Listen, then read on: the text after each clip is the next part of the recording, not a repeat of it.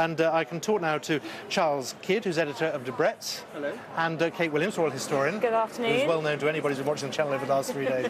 Charles, first of all, we've just been looking at the Earl and Countess of Wessex arriving at to see the Duke of Edinburgh. The extended royals, some cruelly call them the minor royals, but have they re-established a role over the last 4 days? Where do they stand? Yes, well, I don't think they've ever actually lost their role. It's just that they get to work in a fairly quiet way. They don't get an awful lot of media coverage. But if you look at the court circular, which most people, of course, won't do, or indeed the news from the Buckingham Palace press office, they do an absolutely eye-watering amount of royal duties. Not only the Queen's 4 children, but also her cousins, Duke of Gloucester, his wife, the Duke of Kent, Princess Alexandra. I mean, they're a real little army. And in terms of what we've seen over the last 4 days, probably because of the Queen's direct hand on this, but it was very important, this sense of continuity, and we kept seeing the Duke and Duchess of Cornwall, the Duke and Duchess of Cambridge. We've got a very clear sense of where the monarchy is headed, didn't we? Yes, continuity is always a word that occurs to one talking about the monarchy, and it's an important word. I mean, tradition, continuity, consistency are really important words, and our royal family had them in staves. Kate, over the last 4 days, we've seen so many different aspects of Yes. the country, really. Yes. Today's service at St Paul's Cathedral was perhaps the one where everybody could really compare with, what was it, 1897? 1897, last Diamond Jubilee, Queen Victoria, and that was the last great celebration, and also their Queen Victoria celebration. But the difference was that she was only 78, but not fit and healthy like our monarch. She couldn't get up the steps of St Paul's, so it had to be outside in the street, which some of our foreign countries rather laughed at us for having our party in the streets. But I think it was really rather poignant, because Victoria herself was very sad to have her Diamond Jubilee without Albert by her side. She said, "There's no one to call me Victoria now." And today we also had the same. Philip wasn't there with Elizabeth, so it was rather poignant, because it's traditionally queens are not crowned with their consorts. The king is crowned with the queen, with his consort, but the queen is crowned alone. And so she was crowned alone, and she was rather lonely, I think, in the coronation, and perhaps regretted that a little bit. And this was her time to address it, to have Philip beside her, as he has been for all those years since she fell in love with him when she was 13,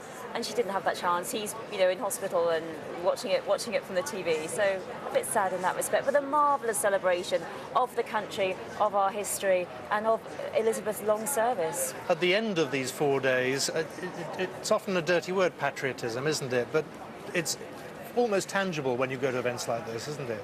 Well, the great difference between Queen Victoria's Jubilee was we ruled a quarter of the world's population. Then it was an imperial propaganda, imperial pageant.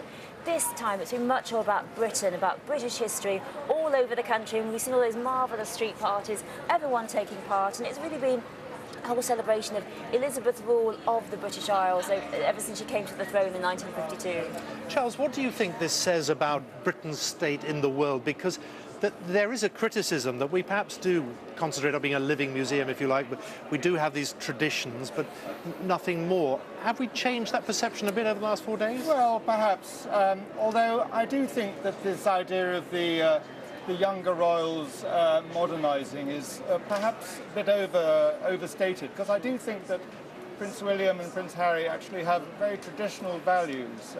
The fact that Prince William did take a royal dukedom when he got married, now Duke of Cambridge, there was a thought that perhaps he may stop that tradition. But I think that, and they're both going into the armed forces, they're doing the traditional thing. I think that, that's something to be very proud of. I agree. I think we've seen a lot of history here. I mean, a lot of countries say Britain's tied to their history. We've got so much of it. I mean, it's an incredible historical pageant. We do pomp and pageantry brilliantly, and I do think to a certain degree we have seen the younger royals have got a lot of popularity in this country, and I think the Queen is at one of her high points of popularity since her coronation, 80%, and I think a lot of that is due to the younger royals. I think if we hadn't had the royal wedding last year, it wouldn't quite be so exciting this time around if William and Kate were just still dating. It's the fact that we have the Duke and Duchess of Cambridge, which people are really excited about. I think the future, and of course, the future generations to come. But the Queen must take perhaps some credit for pragmatism, because if you'd said in 1997, 1998, after the death of Diana, that in 2012 there would be a balcony scene with Charles and Camilla, now his wife, and the Queen, people would have said, "You're mad, it'll never happen."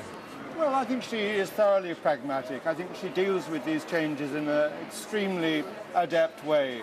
I'm sure she also has good advisors, but, you know, after her many years of experience, really, she does know exactly what she's doing. She's very media savvy as well, and I think also what we're seeing here, it's very interesting what you're saying, Simon, about Camilla. I mean, initially we were told that Camilla wasn't going to be Queen. I think the Queen is really pushing her forward here. They rode together to the ceremony. It's looking more and more likely that when Charles does come to the throne, Camilla will be crowned Queen.